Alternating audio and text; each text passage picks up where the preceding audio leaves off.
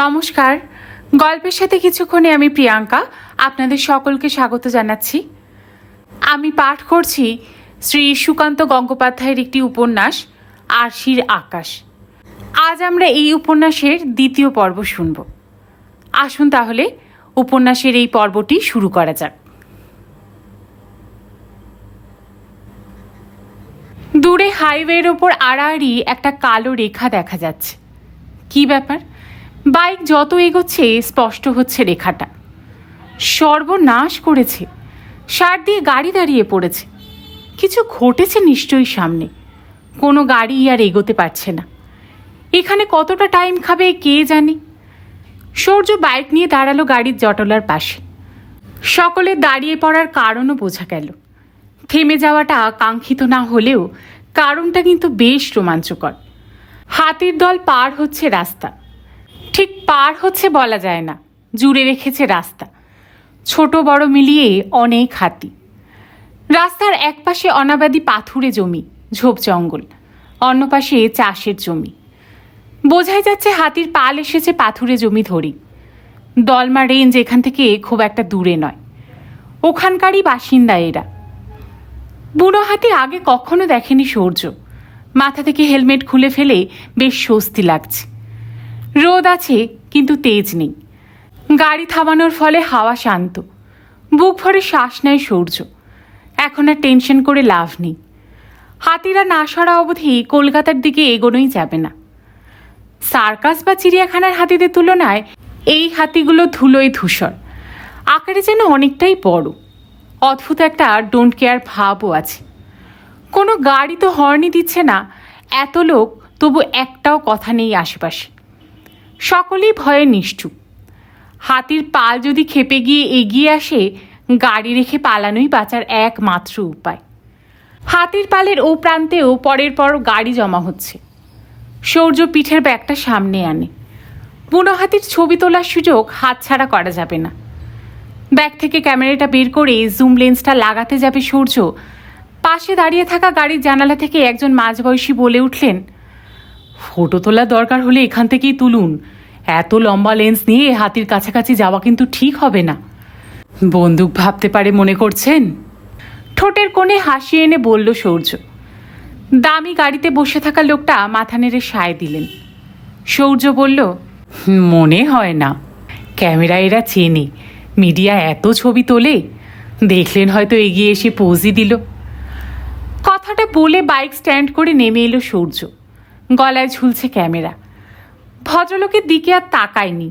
আন্দাজ করতে পারছে ওর এক্সপ্রেশন কি হবে। হাইওয়ে থেকে পাথুরে জমিতে নেমে এসেছে সূর্য। হাতির পালের দিকে এগিয়ে গেল খানিকটা। আর কি আশ্চর্য, হাতির পালের ভালো বাংলাটা হঠাৎ মাথায় এসে গেল। যৌথ বাহিনী। এই অ্যাঙ্গেল থেকে আর কোনো গাড়ি দেখা যাচ্ছে না। যেহেতু রাস্তা থেকে খানিকটা নিচে নেমে এসেছে সূর্য, পূর্ণবয়স্ক হাতিগুলোকে পাহাড় সদৃশ্য লাগছে। ভিউ ফাইন্ডারে চোখ রাখতেই মনে হলো হাজার হাজার বছর পিছিয়ে গেল সময়টা, যখন গোটা এলাকাটাই ছিল হাতি এবং অন্যান্য বন্য পশুর। মানুষের তখনও অনুপ্রবেশ ঘটেনি। নানা অ্যাঙ্গেল থেকে ছবি নিতে থাকলো সূর্য। অনেকদিন ফটো পাঠানো হয়নি বিদেশের ফটোগ্রাফি অ্যাসোসিয়েশনগুলোয়। ওরা খুব উৎসাহ দেয়। ইতিমধ্যে গোটাচারেক প্রাইজও পেয়েছে সূর্য। বিক্রিও হয়েছে ফটো। তবে প্রথম উৎসাহটা এসেছিল সুমিতদার তরফ থেকে। বাবা মারা যাওয়ার 2 মাস পর সুমিতদা এসেছিল সূর্যদের বাড়ি। তার আগে বাবার মুখে সুমিত ঘোষের নাম শুনেছিল সূর্য। বাবা বলতো, কলেজে সুমিত আমার খুবই কাছের বন্ধু ছিল। ছায়ার মতো অনুসরণ করতো আমাকে। সিনেমা সিরিয়াল করতে গিয়ে এমনই ব্যস্ত হলো, একটা ফোন পর্যন্ত করে না এখন। বাবার কথায় রাগ নয়, বন্ধুর প্রতি অভিমানী প্রকাশ পেত। সূর্যর কিন্তু রাগই হতো লোকটার উপর। সুমিত ঘোষকে চিনেছিল কাগজ টিভির ছবি থেকে। মনে হতো লোকটা বাজে, বন্ধুত্বের মর্যাদা দেয় না, বিখ্যাত হয়ে ভুলে গেছে পুরনো বন্ধুকে। সুমিতদা যেদিন বাড়িতে এলো, দরজা খুলেছিল সূর্য। দেখা মাত্র চিনেছিল সুমিত ঘোষকে। আন্দাজ করেছিল বাবার মৃত্যুর খবর জেনে সমবেদনা জানাতে এসেছে। 2 মাস পর সময় হয়েছে এ বাড়িতে আসার। সৌর্যর আন্দাজ কিন্তু মেলেনি। সুমিত্রা হাসি মুখে বলেছিল, তুমি নিশ্চয়ই শঙ্কর ছেলে, বাবা বাড়িতে আছে, ভেতরে আসুন বলে সুমিত্রাকে ঘরে ডেকে নিয়েছিল সূর্য। কে এলো জানার জন্য বসার ঘরে এসে দাঁড়িয়েছিল মা। মা সুমিত্রা পরস্পরের দিকে নিষ্পলক তাকিয়ে থাকলো খানিকক্ষণ। মায়ের চেহারায় বদল বলতে সিঁথিতে সিঁদুরটুকু নেই। সেটা যে খুব মোটা করে পড়তো তাও নয়, তবু বাবা যে আর নেই সেই শূন্যতাটা গোটা শরীরকে গ্রাস করেছিল। নীরবতা ভেঙেছিল মা, বলেছিল, বসো সুমিত। সোফাটার দিকে তাকিয়েছিল সুমিত্রা, বসেনি। দেওয়ালে বাবার ফটোর ওপর দৃষ্টি রেখে জিজ্ঞেস করেছিল, কবে, কি হয়েছিল? মাস দুয়েক হলো, রোড অ্যাক্সিডেন্ট, বলেছিল মা। সুমিত্রা আর দাঁড়ায়নি, ঘর থেকে সোজা বাইরে চলে গিয়েছিল। সূর্য মাকে জিজ্ঞাসা করেছিল, কি ব্যাপার, এইভাবে চলে গেলেন কেন? মা বলেছিল, তোর বাবাকে বড্ড ভালোবাসত, খবরটা সহ্য করতে পারল না, তবে খুব তাড়াতাড়ি আবার আসবে, দেখে নিস। মায়ের অনুমান পুরোপুরি মিলে গেল। দুদিন বাদেই রাতের দিক করে সূর্যদের বাড়ি এলো সুমিত্রা। সেদিন একেবারে অন্য মুড, হাসি খুশি উচ্ছল। খুব তাড়াতাড়ি আলাপ জমিয়ে নিল সূর্যর সঙ্গে। বাবার কলেজ জীবনের গল্পও শোনালো। বাবা মায়ের প্রেমের ঘটনাও বাদ রাখল না। মা 2-3 বার থামানোর চেষ্টা করলো, তারপর উঠে চলে গিয়েছিল লজ্জায়। বাবা মারা যাওয়ার পর থেকে সেদিনই প্রথম মাকে একটু হাসি খুশি দেখাচ্ছিল। হঠাৎ এত বছর পর সূর্যদের বাড়িতে আগমনের কারণ হিসেবে সুমিত্রা যা জানিয়েছিল তা হলো, একটা টিভি চ্যানেল থেকে টেলিফিল্মের বরাত পেয়েছে, সেটার জন্য বেঁচেছে বাবার লেখা একটা গল্প। গল্পটা কোথাও ছাপা হয়েছে কিনা জানে না সুমিত্রা, বাবা পড়ে শুনিয়েছিল। গল্পের নামটাও মনে নেই। স্টোরি লাইনটা কিন্তু দারুণ ইন্টারেস্টিং। মা আর সূর্যকে এই গল্পের সারাংশটা শোনালো সুমিত্রা। বাবার গোটাচারে গল্প পড়েছে সূর্য, তার মধ্যে ওই গল্পটা ছিল না। মাও গল্পটা পড়েনি। এদিকে নিরপেক্ষভাবে বিচার করলে গল্পটা অসাধারণ। মা বলেছিল, তুমি শিওর এটা শঙ্খের লেখা গল্প? অন্য কারোর গল্পের সঙ্গে গোলাচ্ছ না তো? না রে বাবা, গল্পে যে কাঁঠাচাপা গাছটার কথা আছে, ওই রকম একটা গাছ ওদের মানকুণ্ডুর বাড়িতে ছিল না, গেটের পাশে? মাকে মনে করিয়েছিলেন সুমিত্রা। গাছটার কথা মনে পড়েছিল মায়ের। যদিও মানকুণ্ডুর বাড়িতে বেশিবার যায়নি, যাদবপুরের বাড়িতেই সংসার পেতেছিল বাবা মা। মানকুণ্ডুর স্মৃতি সূর্যর কাছেও ঝাপসা। ঠাকুরদা ঠাকুমা যখন মারা গেছেন, সূর্য তখন খুবই ছোট। ওরা দুজন চলে যেতেই ও বাড়ি বিক্রি করে দেওয়া হয়। সুমিত্রার যুক্তিতে মা মেনে নিয়েছিল গল্পটা বাবারই লেখা। বলেছিল, আমায় কেন পড়ায়নি বলো তো, এত ভালো গল্প? সুমিত্রা বলেছিল, তুমি তো জানো ও কেমন চাপা প্রকৃতির ছেলে ছিল, কেন পড়ায়নি বোঝা খুব মুশকিল। হয়তো আমাকেই শুধু পড়ে শুনিয়েছিল। গল্পের শেষের দিকে এসে একেবারে কেঁদে ফেলেছিল। সেই কান্নাটা হয়তো কাঁদতে চায়নি তোমাদের সামনে, লজ্জা পেয়েছে। কোথাও ছাপতে দিয়েছিল বলেও তো মনে হচ্ছে না। ছাপা হলে নিশ্চয়ই তোমাকে পড়তে দিত, তখন তো আর আমার সামনে বসে কাঁদতে হতো না। মা বলল, গল্পটা যখন তোমার মনে আছে, স্ক্রিপ্ট লিখে করে ফেলো না টেলিফিল্ম, একটু এদিক ওদিক হবে হয়তো। প্রস্তাব তৎক্ষণাৎ উড়িয়ে দিয়েছিল সুমিত্রা। বলেছিল, গল্প শোনার পর মুহূর্তেই আমি শঙ্কুকে বলেছিলাম, যদি কোনোদিন সুযোগ পাই এই গল্পটা থেকে সিনেমা করব। এত দিনেই সুযোগটা পেলাম। চ্যানেল বলেছে আমার পছন্দ মতো গল্প বেছে নিতে। শঙ্কর গল্পটা নিয়ে টেলিফিল্ম করব, ও দেখতে পাবে না, কিছুতেই এটা মানতে পারছি না। মা এই ব্যাপারে আর জোর করেনি সুমিত্রাকে। সেদিন সুমিত্রা চলে যাবার পর মা আর সূর্য তন্ন তন্ন করে খুঁজেছিল বাবার সেই গল্প। কোনো পত্রিকায় ছাপা অবস্থায় কিংবা পাণ্ডুলিপি যদি পাওয়া যায়। গেল না। সূর্য এখনো অপেক্ষা করে আছে গল্পটা ঠিক একদিন পেয়ে যাবে তাদের যাদবপুরের বাড়ি থেকে। বাবা এতটাই লুকিয়ে রাখতে চেয়েছে যে মা আর সূর্যর নাগালের বাইরে চলে গেছে। যথেষ্ট ছবি তোলা হলো হাতিদের। গ্রামের লোকজনও এসে দাঁড়িয়েছে দূরের আলের ওপর। চোখের সামনে দেখছে তাদের ফসল খেয়ে নিচ্ছে হাতির দল। এখনো হাতি তাড়ানোর আয়োজন শুরু করেনি, দূর থেকে পরিস্থিতির ওপর নজর রাখছে। গ্রামের হুলো পার্টি হাতি তাড়াতে এলে রাস্তার গাড়িগুলোর যে কী অবস্থা হবে কে জানে। বাইকের কাছে ফিরে এলো সৌর্য। অধৈর্য হয়ে অনেকেই গাড়ি থেকে বেরিয়ে এসেছে। সৌর্যর চেয়ে একটু কম বয়সী একটা ছেলে কাছে এসে বলল, দাদা নিশ্চয়ই প্রফেশনাল ফটোগ্রাফার। ক্যামেরা ব্যাগে ঢোকাতে ঢোকাতে এমনভাবে হাসি সৌর্য, যার মানে হ্যাঁ অথবা না দুটোই হয়। ছেলেটা মনে হয় হ্যাঁ ধরেই নিল, বলল, দাদার নামটা যদি বলেন। কেন? অবাক হয়ে জানতে চাই সৌর্য। ছেলেটি বলে, নাম ধরে ফেসবুকে সার্চ করতাম, নিশ্চয়ই এই ছবিগুলো আপনার ওয়ালে পোস্ট করবেন, আবার দেখা হয়ে যেত।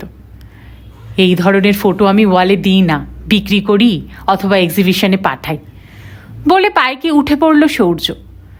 ছেলেটা আর খেসল না, ফিরে গেল। মিথ্যে কিছু বলেনি সৌর্য। এফবির ওয়ালে ছবি দিলে বড্ড চুরি হয়ে যায়। ফটোর নিচে নিজের নাম টাইপ করে দিলেও ওই অংশটা ক্রপ করে নেয় ফেসবুকিয়ান চোর। ফটোগ্রাফিতে উৎসাহ দেওয়ার সময় সুমিতা বারবার বলে দিয়েছিল, বিনা পয়সায় একদম ছবি তুলবি না, ফটোগ্রাফিতে বিস্তর খরচ। গলায় দামি ক্যামেরা ঝুলছে দেখলেই মেয়ের সংখ্যা বাড়বে তোর পাশে। আজকাল অবশ্য ছেলেরাও কম যায় না, টাকার শর্তে ফটো তুলে দিবি, নয়তো আরও দামি ক্যামেরা লেন্সের জন্য মায়ের কাছে হাত পাততে হবে। সুমিতার কথা মোটামুটি মেনে চলে সৌর্য। বাবার লেখা গল্প নিয়ে কথা বলার পর কিছুদিন তফাতে আবার বাড়িতে এসেছিল সুমিতা। এমনি গল্প করতে আসা, সৌর্যদের খোঁজ খবর নেওয়া। মা সেদিন বলেছিল, আজ তো সোমাকে সঙ্গে আনতে পারতে, অনেক দিন দেখিনি। আমিও দেখিনি অপর্ণা, 4 বছর হলো মেয়েকে বগলদাবা করে আমাকে ছেড়ে চলে গিয়েছে। সে কি? কেন? আমরা তো কোনো খবর পাইনি। শঙ্খ কি জানতো? জিজ্ঞেস করেছিল মা। সুমিতা বলেছিল, কারোর কাছ থেকে জেনেছিল কি না তা আমি জানি না, তবে আমি বলিনি। ইনফ্যাক্ট ওই কারণের জন্যই তো আমি শঙ্খর সঙ্গে যোগাযোগ রাখছিলাম না। তুমি তো জানো শঙ্খ কতটা পিউরিটান মনোভাবের, কিছুতেই আমাদের ডিভোর্স হতে দিত না, চোটপাট করতো আমার ওপর। কিন্তু সম্পর্ক তো একজনের দোষে ভাঙে না, অপরজনও দায়ী থাকে, কম অথবা বেশি। তাহলে আবার কি বিয়ে করেছো? জানতে চেয়েছিল মা। সুমিতা বলল, না, একটা মেয়ের সঙ্গে লিভ ইন করছি। লিভ ইন কেন? মেয়েটা কি বিয়েতে রাজি নয়? প্রশ্ন করেছিল মা। উত্তর দেওয়ার আগে সৌর্যর দিকে তাকিয়েছিল সুমিতা। বন্ধুর কলেজ পড়ুয়া ছেলের সামনে বড়দের ব্যাপার নিয়ে আলোচনা করতে বাধছিল বোধহয়। অস্বস্তি কাটিয়ে মাকে বলেছিল, ঝুলন বিয়ের জন্য চাপ দিচ্ছে, আমি রাজি হচ্ছি না। কেন? অবাক হয়ে জানতে চাইল মা। সুমিতা বলেছিল, বিয়েটা করে ফেললেই মেয়েটা আমার পর হয়ে যাবে, আর আমাকে বাবা বলে মনেই করবে না। কথাটা শুনেই বোঝা গিয়েছিল সুমিতা কতটা সেন্সিটিভ মানুষ। আবার এটাও তো ঠিক, যার সঙ্গে লিভ ইন করছে তাকে স্ত্রীর মর্যাদাটা না দিতে চাওয়াটাও অন্যায়।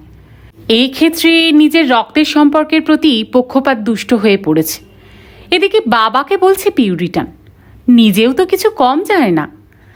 অস্বস্তিকর প্রসঙ্গ এড়াতে সুমিতা সৌর্যর দিকে মন দিয়েছিল। বলেছিল, বাবা তো গল্প কবিতা লিখত, তোর এরকম কোনো আর্টিস্টিক শখ আছে নাকি? দৃষ্টি নিচে রেখে মাথা নেড়ে না বুঝিয়েছিল সৌর্য। মা বলল, না গো সুমিত, ও খুব ভালো ছবি তোলে। আমরা বেড়াতে গেলে প্রচুর ফটো তুলত। ছবিগুলো ভালো হচ্ছে দেখে শঙ্খ ওকে দামি ক্যামেরা কিনে দিয়েছে। এখন তো সেই ক্যামেরা নিয়ে একা একাই বেরিয়ে যায় ছবি তুলতে। মায়ের কথা শেষ হতেই সুমিতা বলেছিল, যা ফটোগুলো নিয়ে আয় দেখি। বেছে বেছে কিছু ফটো নিয়ে এসেছিল সৌর্য। সেগুলো দেখতে দেখতে স্বতঃস্ফূর্ত বিস্ময় ফুটে উঠেছিল সুমিতার মুখে। বলেছিল, তুই তো দারুণ ছবি তুলিস, এই বয়সে এত সুন্দর কম্পোজিশন, অ্যাঙ্গেল, পার্সপেক্টিভ, এত সব শিখলি কার থেকে? বাবা খানিকটা শিখিয়ে দিয়েছে, আর ফটোগ্রাফি সাইটের ছবিগুলো দেখি নেটে, বলেছিল সৌর্য। সুমিতার মন্তব্য ছিল, তোর বাবার তো ফটোগ্রাফি সেন্স থাকবেই, অ্যাড এজেন্সিতে চাকরি করতো, তোকে ফটোগ্রাফির প্রাইমারি বিষয়গুলো ধরিয়ে দিয়েছে, তবু আমি বলবো কলেজের পাশাপাশি কোনো ফটোগ্রাফি শেখার ইনস্টিটিউশনে ভর্তি হয়ে যা। সাবজেক্টটা হাতে কলমে শেখ। তোর মধ্যে বড় ফটোগ্রাফার হওয়ার প্রবল সম্ভাবনা। সুমিতার কথায় মাও খানিক উৎসাহ পেয়েছিল, তবে এই কথাও সৌর্যকে বলেছিল, দেখিস ফটোগ্রাফিটাকে প্রফেশন করে ফেলিস না যেন। হাতে গোনা দু একজন ছাড়া ফটোগ্রাফারদের তেমন লোকে কিন্তু পাত্তা দেয় না। সৌর্য বলেছিল, আগে তো কাজটা ভালো করে শিখি, নামি ফটোগ্রাফার হওয়া তো অনেক দূরের ব্যাপার। দমদমের একটা ইনস্টিটিউশনে অ্যাডমিশন নিল সৌর্য। মা প্রয়োজন মতো অ্যাক্সেসরিজ কিনে দিতে থাকলো। সৌর্য তখন দেদার ছবি তুলে যাচ্ছে, স্ট্রিট ফটো, ল্যান্ডস্কেপ, চেনা পরিচিতিদের পোর্ট্রেট, বিয়েবাড়ি। সুমিতা কয়েক মাস বাদ দিয়ে এসেছিল বাড়িতে। সেদিন লিভ ইন পার্টনার ঝুলন্দিকে এনেছিল। আলাপ করালো মায়ের সঙ্গে। সৌর্যর তোলা ফটো দেখতেও চাইল। ছবি দেখে ভীষণ খুশি। বলেছিল, তুই তো আরও উন্নতি করেছিস, পোর্ট্রেটটা দারুণ তুলেছিস, তোকে আমার কাজে লাগবে। কাজে লাগতে সময় লাগলো প্রায় 1 বছর। হঠাৎ একদিন সুমিতার ফোন, আমার ছবিতে স্টিল ফটোগ্রাফি করতে হবে তোকে, আজকালের মধ্যে দেখা কর। সিনেমায় স্টিল ফটোগ্রাফারের কাজটা ঠিক কী জানতো না সৌর্য। স্টিল ফটোগ্রাফারের নাম থাকে টাইটেল কার্ডে, সেটা দেখেছে। সুমিতার কাছে গিয়ে জানা গেল কাজের ধরন। ছবির পাবলিসিটির জন্য স্টিল ফটোর দরকার তো আছেই, আর আছে কন্টিনিউইটি মেনটেনের প্রয়োজনে ছবি তোলা।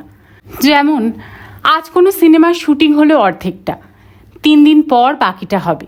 প্রথম অংশের সেট সেটিং, অভিনেতা অভিনেত্রীর সাজ পোশাকে যে ছবি তুলে রাখবে স্টিল ফটোগ্রাফার, দ্বিতীয় অংশের শুটিংয়ের আগে সেসব মিলিয়ে নিতে হবে, যেন মনে না হয় দুটো আলাদা দিনে শ্যুট করা হয়েছে। গোটা ব্যাপারটা বুঝে নেওয়ার পর সৌর্য সুমিতাকে বলেছিল, আমার কলেজের কি হবে, অ্যাবসেন্ট হয়ে যাব তো। ছাড় তো কলেজ, কত বিখ্যাত লোক কলেজে নাম লিখিয়ে রেখে নিজের কেরিয়ার গড়েছে, পরীক্ষা দিয়ে পাশও করেছে সময় মতো, বলেছিল সুমিতা। আর তখনই সেই কথাটা বলেছিল, বিনা পয়সায় কখনোই ফটো তুলবি না, ফটোগ্রাফিতে বিস্তর খরচ, আর সেটা নিজেকেই তুলতে হবে, আর তবেই তুই প্রফেশনাল হতে পারবি। ভাবনায় সুমিতার প্রসঙ্গ এইভাবে এসে পড়াতে মানুষটার জন্য চিন্তা হতে থাকে সৌর্যর। সময় মতো পৌঁছাতে না পারলে লুক টেস্ট ক্যান্সেল হয়ে যাবে, কেটে যাবে প্রডিউসার। কিন্তু হাতি রাস্তা জুড়ে থাকলে সৌর্য কি করে এগোবে? সুমিতাকে কি একটা ফোন করবে, বলবে রাস্তার পরিস্থিতি?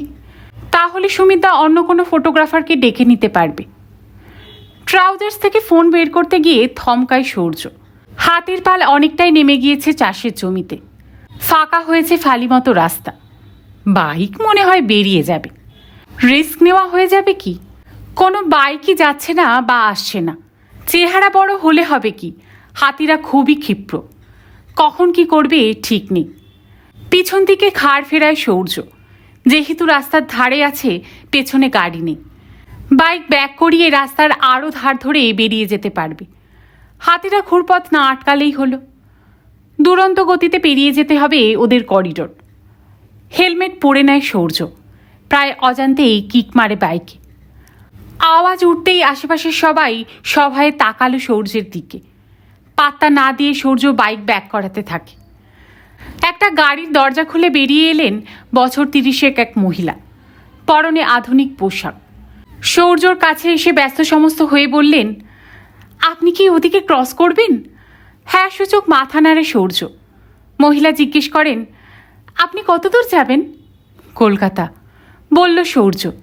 মহিলা বললেন, প্লিজ আমাকে লিফট দিন, না হলে ফ্লাইটটা মিস করব আমি। হাতিদের পাশ দিয়ে যেতে আপনার ভয় করবে না? মহিলাকে নিরস্ত করার জন্য বলল সৌর্য। তা করবে, কিন্তু ফ্লাইটটা যে আমাকে ধরতেই হবে, ভীষণ আর্জেন্ট, কোম্পানির অনেক টাকা লস হয়ে যাবে। মহিলার কথা শেষ হতেই বাইকের অন্য পাশে এসে দাঁড়ালেন বছর 50-এর এক ভদ্রলোক। বোঝাই যাচ্ছে গ্রামে বসবাস, গালে খোঁচা খোঁচা সাদা কালো দাড়ি। বলতে থাকলেন, আমার মেয়েটাকে একটু কলকাতায় পৌঁছে দেবে বাবা, চাকরির পরীক্ষা, লিখিত পরীক্ষা হয়ে গিয়েছে, আজ ইন্টারভিউ। সৌর্য পড়ল মহা বিপদে। দুজনকে একসঙ্গে নেওয়া যাবে না, আনস্টেডি হয়ে যাবে গাড়ি। মহিলার সঙ্গে আবার একটা লাগেজও আছে। বাবার পেছনে দাঁড়িয়ে রয়েছে গ্রামের মেয়েটা, সালোয়ার কামিজ, পিঠে ব্যাগ, মুখে আরতি মেশানো গভীর উৎকণ্ঠা। সূর্য মেয়েটির বাবাকে জিজ্ঞেস করে, আপনাদের গাড়ি কোথায়? গাড়ি নয় বাবা, বাস, বলে লোকটি আঙ্গুল তুলে সবচেয়ে পেছনে দাঁড়িয়ে থাকা বাসটিকে দেখালেন। সূর্য লোকটিকে বেশি গুরুত্ব দিচ্ছে দেখে আধুনিকা আগ্রাসী ভূমিকা নিলেন। বাইকের সিটে উঠে আসার উদ্যোগ নিয়ে বলতে থাকলেন, please brother, it's so urgent, let's go. দাঁড়ান দাঁড়ান, আপনার হেলমেট আছে? আমার স্পেয়ার নেই, একটু বাদেই আটকাবে পুলিশ, বলল সূর্য। থমকে গেলেন মহিলা। গ্রামের মেয়েটি প্রায় দৌড়ে এসে উঠে পড়ল বাইকে। সূর্য তাকে বলল, হেলমেট কিনে নেব রাস্তায়, এখন চলুন তো। সূর্য বুঝল মেয়েটা চাকরি হওয়া কেউ ঠেকাতে পারবে না। উপস্থিত বুদ্ধি দারুণ। বাইক আরও খানিকটা পিছিয়ে নিতে নিতে সূর্য আধুনিকাকে বলল, সরি ম্যাম, আপনার কোম্পানির লসের চেয়েও মেয়েটার চাকরি অনেক বেশি গুরুত্বপূর্ণ। How do you know that she is telling truth? চেঁচিয়ে বলে উঠলেন মহিলা। কথাটা কানে নিয়েই রাস্তার ধার ঘেঁষে বাইক ছোটালো সূর্য। মেয়েটাকে বলল, আমার কাজটা ভালো করে চেপে ধরো, নড়াচড়া করবে না, হাত কেঁপে যাবে আমার। মেয়েটা কোনো উত্তর করল না, কাঁচটা চেপে ধরল। সূর্য ফের বলে, স্টেডি থেকো, তেমন বুঝলে চোখ বন্ধ করে নাও। এবার মেয়েটি বলে ওঠে, আপনি দেখছি বেশি ভয় পাচ্ছেন। কি আর এমন হবে, বড় জোর সহমরণে যাব। নিজের কথায় নিজেই হাসছে মেয়েটা। গ্রামের হলে কি হবে, বেশ ফিচেল আছে। পিছনে একজনকে নেওয়াতে ভয় একটু হচ্ছিল সূর্যর।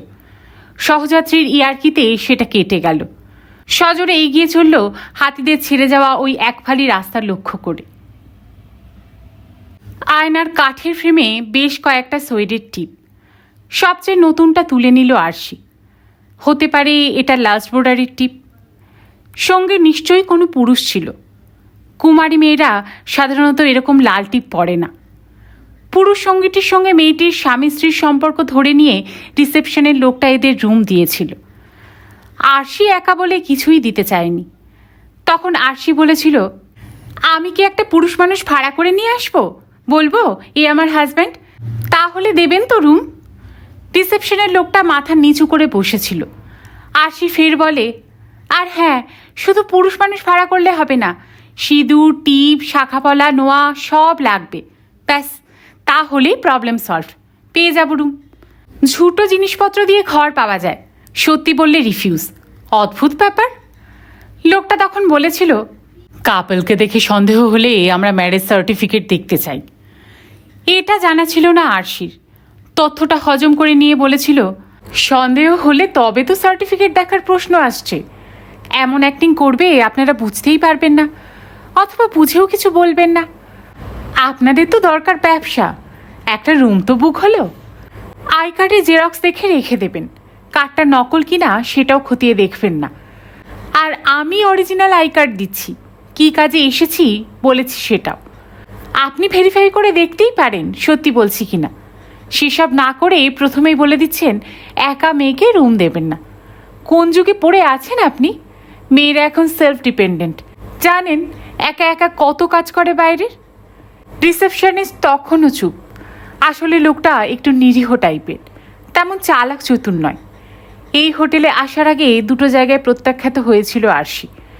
তারা বলেছে রুম নেই, অর্থাৎ কিছু বলারও রইল না।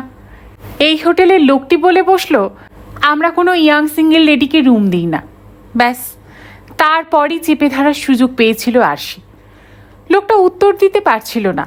শেষে বলল, আপনি থানা থেকে পারমিশন করিয়ে আনুন। আমি কেন থানায় যাব? আইনে সেই রকম কিছু লেখা আছে নাকি? লেখা থাকলে দেখান, বলেছিল আরশি। লোকটা আবারও চুপ। আরশি তখন বলে, আচ্ছা, অনেক ধর্ম বা জাতিতে তো শাখা সিঁদুর নেই, সেই সব কাপেলদের ক্ষেত্রে কি করেন? ম্যারেজ সার্টিফিকেট দেখতে চান?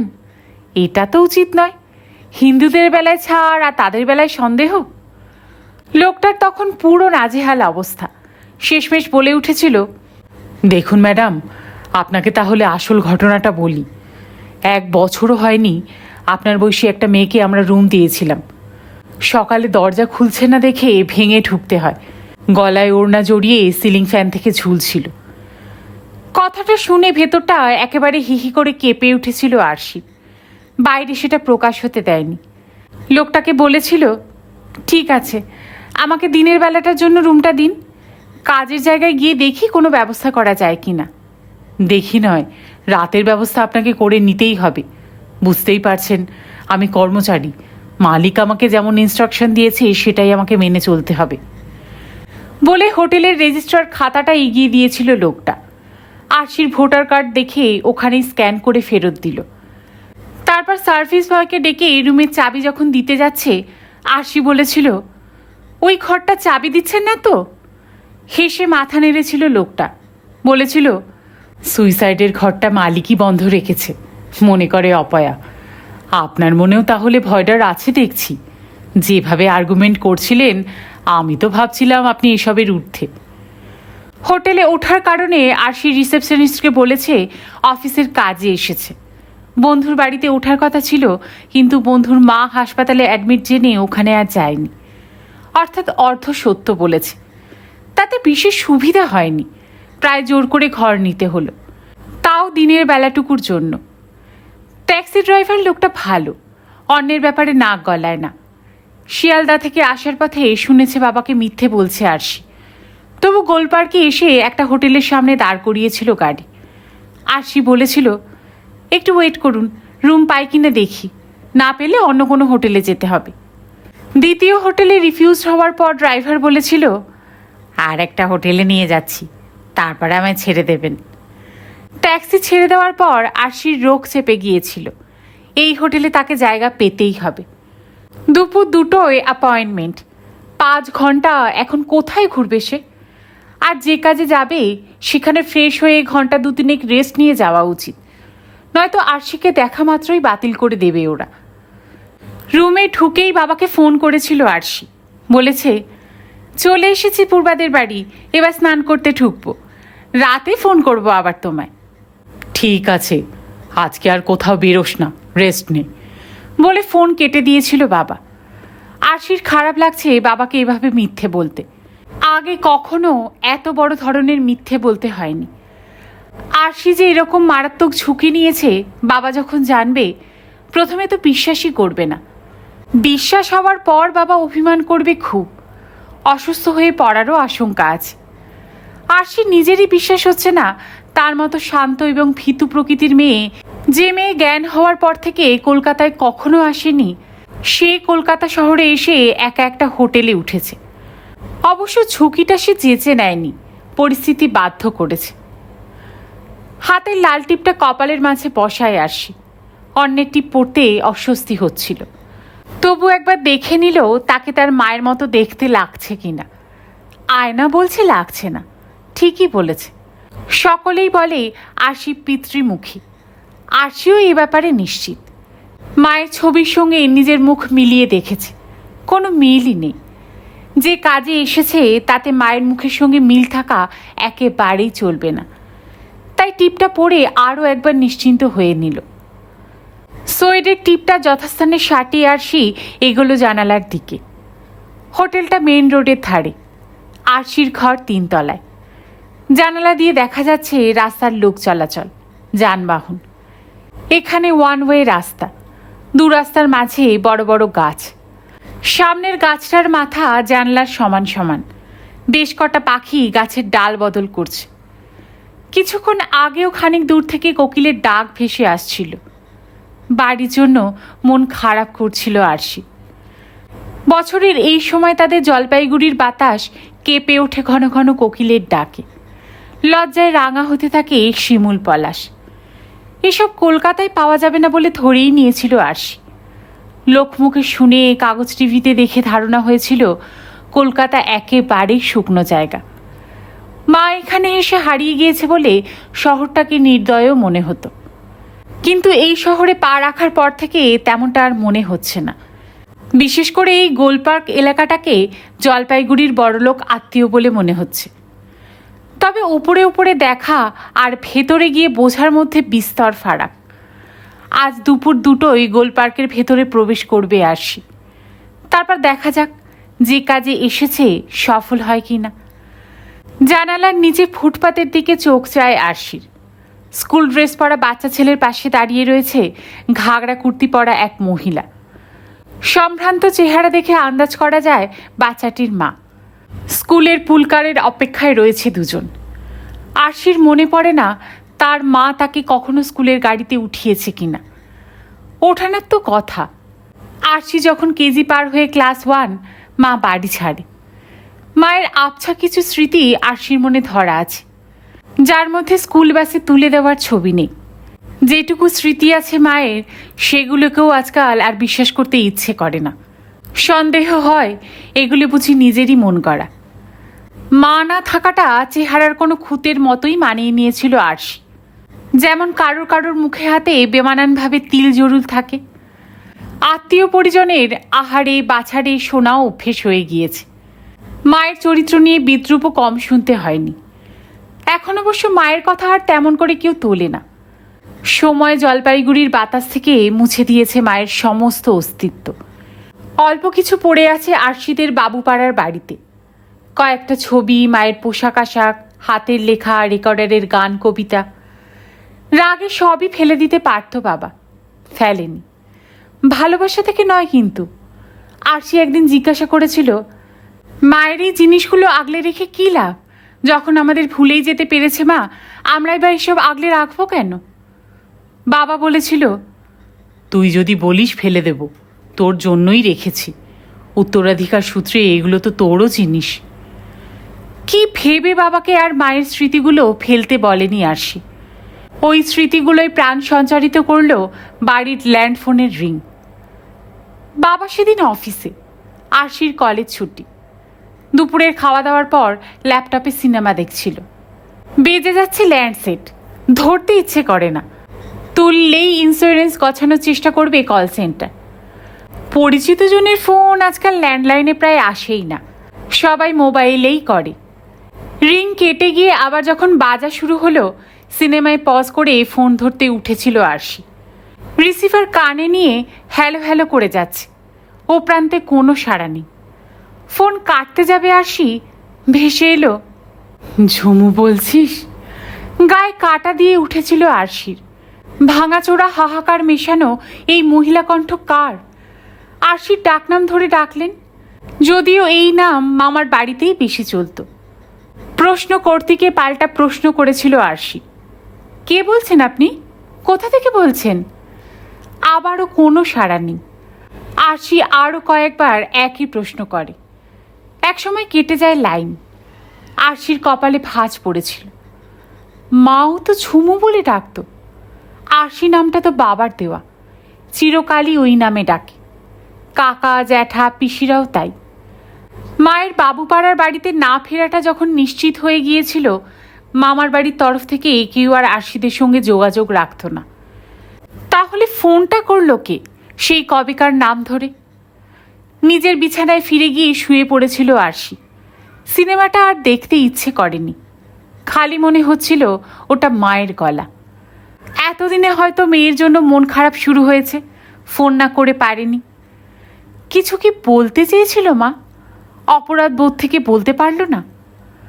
পরক্ষণে আরশির মনে হয়েছিল মা নয়, অন্য কেউ কোনো বিশেষ উদ্দেশ্য নিয়ে হেয়ালি মার্কা ফোন করল। দীর্ঘ 16 বছর পর মা হঠাৎ ফোন করতে যাবে কেন? করার হলে তো অনেক আগেই করত। 16 বছরের দুনিয়ায় কত কিছু পাল্টে যায়।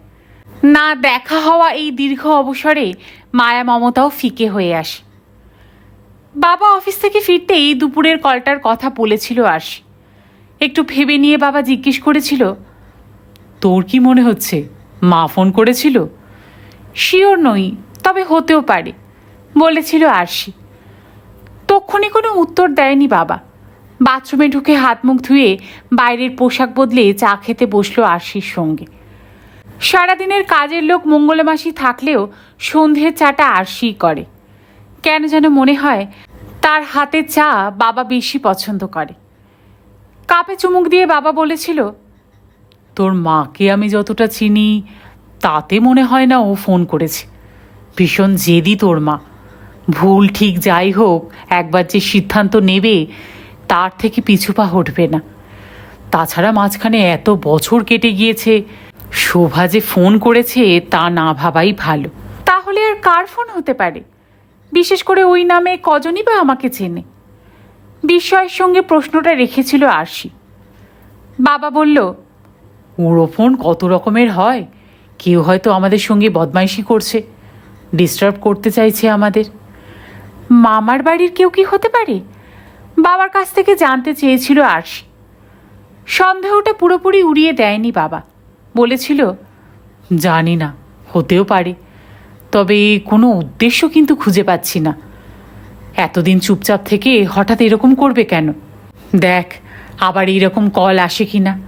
আর কালই আমি ল্যান্ডফোনে ACLI মেশিন লাগাবো, দেখা যাবে কোন নম্বর থেকে ফোনটা আসছে। আজকের কলটা কোন নম্বর থেকে এসেছে ফোন অফিসকে জিজ্ঞাসা করলে হয় না? বলেছিল আরশি। মেয়ের উৎসাহ দেখেই বাবা বলেছিল, দেখছি। নিজের কোনো আগ্রহ ছিল না। কয়েকদিনের মধ্যেই ল্যান্ডফোনের সঙ্গে ACLI মেশিন ইনস্টল করে দিয়ে গেল টেলিফোন অফিসের লোক। বাবা ফোন করে বলে দিয়েছিল তাদের। অফিস থেকে ফিরে বাবা জিজ্ঞাসা করল, আর ওরকম কোনো কল এসেছিল? আরশি বলল, আসেনি। তারপর জানতে চেয়েছিল, ফোন এক্সচেঞ্জে খোঁজ নিয়েছিলে কোন নম্বর থেকে এসেছে কলটা? নিয়েছি, কলকাতার একটা পাবলিক বুথ থেকে এসেছিল, জানিয়েছিল বাবা। আরশি বলেছিল, মামার বাড়ি তো মালদায়, কলকাতা থেকে কে ফোন করবে? তোমার কি কোনোভাবেই মনে হচ্ছে না মা ফোন করতে পারে? না, মনে হচ্ছে না। তোর মাকে তো অনেক বছর ধরে দেখেছি, ওর ধরন ধারণ সব জানি। মায়ের অভাব বোধ থেকেই তোর মনে হচ্ছে ওই কলটা তার। যে ওই কলটা করে তোকে ডিস্টার্ব করছে সে তোর মনের দুর্বলতার কথা জানে। বলে বাবা থেমেছিল, মুখে একটু রাগ রাগ ভাব। মায়ের ওপর রাগ? আরশি বলেছিল, কে আমাকে ডিস্টার্ব করতে চাইবে বলো তো? আমার সঙ্গে তো তেমন কারো ঝগড়াঝাটি নেই। সেটাই হয়তো কোনো একজনের সহ্য হচ্ছে না, তোকে উত্তক্ত করতে চাইছে ঈর্ষা থেকে। কেন ঈর্ষা জিজ্ঞাসা করিস না, ঈর্ষার নির্দিষ্ট কোনো কারণ থাকে না। যে কোনো ব্যাপারেই একে অপরকে ঈর্ষা করতে পারে মানুষ, ওটা মানুষের একটা বিশেষ বৈশিষ্ট্য। বলার পর আরও একটা পয়েন্ট মনে পড়ে যেতে বাবা বলেছিল, আর হ্যাঁ, জলপাইগুড়ি কিংবা মালদা মানে তোর মামার বাড়ির কেউ কলকাতায় গিয়ে থাকলে এই কলটা করতেই পারে। কলকাতার কাউকে দিয়ে ফোনটা করানোও যেতে পারে। কিন্তু আমাকে কেউ এত ইম্পর্টেন্স দেবে কেন? এত গুরুত্ব পাওয়ার মতো কি করেছি আমি? বলেছিল আরশি। বাথরুমে ঢোকার আগে বাবা উত্তর দিয়েছিল, আরও কয়েকবার এরকম কল আসুক, তখন দেখব কি করা যায়। এখনই এত উতলা হওয়ার কিছু নেই। আর ওই রকম কোনো কল আসেনি। কিছুদিন যেতে বাবা ভুলেই গেল ওই ফোনটার কথা। আরশি ভোলেনি, বরং তার ধারণা দৃঢ় হতে থাকলো কলটা মায়েরই ছিল। হয়তো জলপাইগুড়ির বাড়ির কথা ভীষণভাবে মনে পড়ছে মায়ের, তাই ফোন না করে পারেনি। ল্যান্ডলাইন যেহেতু মায়ের আমলের, যোগাযোগের সূত্র ছিল ওটাই। হয়তো কিছুই বলার ছিল না মায়ের, শুধু এইটুকুই জানার ইচ্ছে ছিল আরশিরা আগের বাড়িতেই আছে কিনা। মেয়ের গলা শুনে নিজেকে বেঁধে রাখতে পারেনি মা, আদরের নাম ধরে ডেকে ফেলেছে। কিন্তু ডাকটায় এত কাতরতা কেন? মা কি খুব কষ্টে আছে? এতদিনে বুঝেছে যা করেছিল তা অন্যায়, এখন অনুশোচনায় ভুগছে? অথবা মা এমন পরিস্থিতিতে পড়েছে এ বাড়ির সাহায্য দরকার? ফোন করে কথাটা বলে উঠতে পারল না মা। নিজের অপরাধবোধ কণ্ঠ রোধ করে দিয়েছিল মায়ের। শেষ করলাম আজকে সুকান্ত গঙ্গোপাধ্যায়ের একটি উপন্যাস আরশির আকাশের দ্বিতীয় পর্ব। গল্প শেষ করার আগে আপনাদের কাছে একটা অনুরোধ, গল্প পাঠ যদি ভালো লাগে তাহলে গল্পটাতে একটা লাইক করে দেবেন, আর যদি সম্ভব হয় তাহলে ফ্রেন্ডস আর ফ্যামিলির সাথে একটু শেয়ার করবেন। চ্যানেলে আজ যদি নতুন এসে থাকেন তাহলে চ্যানেলটাকে প্লিজ সাবস্ক্রাইব করে নেবেন, আর পাশে যে বেল আইকনটি আছে তার অল নোটিফিকেশনটা কিন্তু অন করতে ভুলবেন না। সকলে খুব ভালো থাকবেন। গল্প শোনার জন্য আপনাদের সবাইকে অসংখ্য ধন্যবাদ।